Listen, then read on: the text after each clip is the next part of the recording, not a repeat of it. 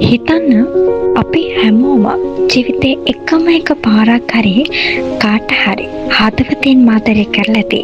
හැබැයි ඒ හැම ආදරයක්ම කෙලවරුනේ සතුටකින්ද? නැහැ. ගොඩක් වෙලාවට අපිට ඉතුරුනේ ලොකු රිදීමක්.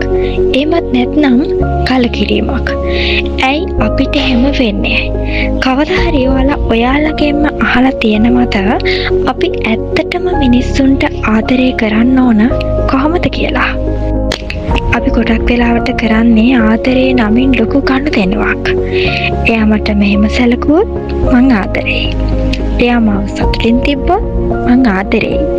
එයා මං කියන විදිහටම හිටියොත් මං ආදරෙයි. අපි නොදැනුවත්වම ආදරේ ඇතුළට කොන්දේසි දානවා.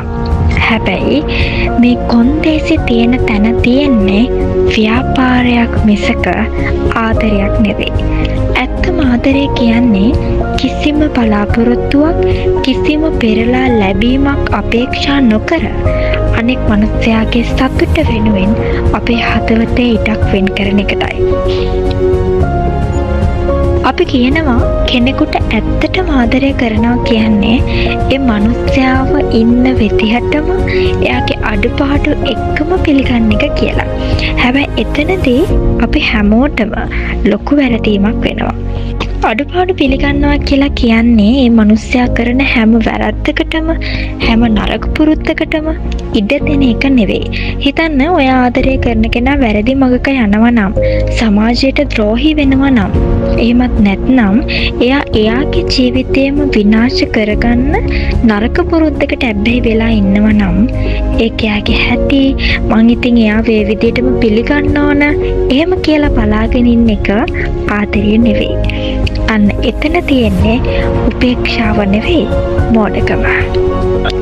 නියම ආදරය කියන්නේ කෙනෙක් පල්ලමකට වැටෙන්න යනකොට Tamanගේ මුළු ශක්තියම දාලා එයාව ඒ වැරදි මගින් ගලව ගන්න එකටයි.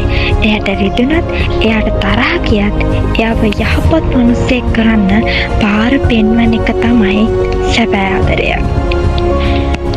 අපි පිළිගන්න ඕන මිනිස්සෙක්ගේ උපතින් ගෙනාපු ගතිගුණ, එයාගේ බාහිර පෙනුම, එයාගේ අතීතයේ වුණු බිඳුණු තැන් විතරයි.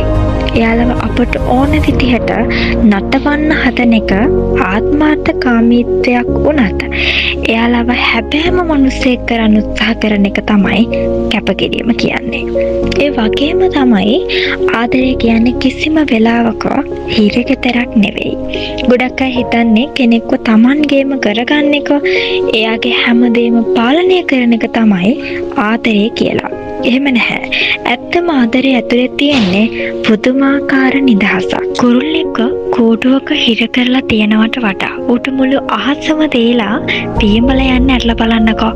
ඒ මුළු අහසම පේරලා ගිහින් ඒ කුරුල්ලා වැරදි තන්වල නොලකේ ආයෙමත් ඔයාගේ ළඟටම ඇවිත් වහනවා නම් අන්න ඒකයි ආදරේ තියෙන ලස්සනම ජයග්‍රහණය. බලහත්කාරයෙන් රඳවා ගන්න දේවල් අයිති වෙන්නේ ලෝභකමට මිසක් ආදරයට නෙවෙයි. ජීවිතේ එක පාරක් ආදරේ නිසා රිදුනා, රැවටුණා කියලා කවදාවත් මිනිස්සුන්ට ආදරය කරන එක නතර කරන්න එපා. වැරදුනේ ඔයා ආදරය කරපු මනුස්සයාට මිසක් ආදරය කියන පිරිසිදු හැඟීමට නෙවෙයි. මේ ලෝකේ ලස්සනම බලවත්ම ශක්තිය තමයි ආදරය. ඔයා මිනිස්සුන්ට වෛරය, ක්‍රෝධය වෙනුවට ආදරය, කරුණාව දෙන්න පටන් ගන්න. හැබැයි ඒ දෙන ආදරය ඇතුලේ අනෙක් කෙනාව යහපත් මිනිසෙක් කරන්න පුළුවන් පෞරුෂයකුත් ඔයාට තියෙන්න ඕන. ඉතින් මට කියන්න, ඔයාලා අද වෙනකම් ආදරය කළේ හැම වැරද්දකටම ඉඩ දීලාද? එහෙමත් නැත්නම් වැරදි මඟක යන කෙනෙක්ව ආදරයෙන් හරි මඟට ගන්න උත්සාහ කරලාද? ඔයාලට දැනුණ දේ ඔයාලගේ අදහස පහලින් කමෙන්ට් කරන්න යන්න. මම හැම එකක්ම ආසාවෙන් කියවන්න මග බලන් ඉන්නවා. ඉතින් මේ වීඩියෝ එකට කැමති නම් ෂෙයා කරලා channel එක subscribe කරන්න අමතක කරන්න එපා. හැමෝම ආදරෙන් පරිස්සමෙන් ඉන්න.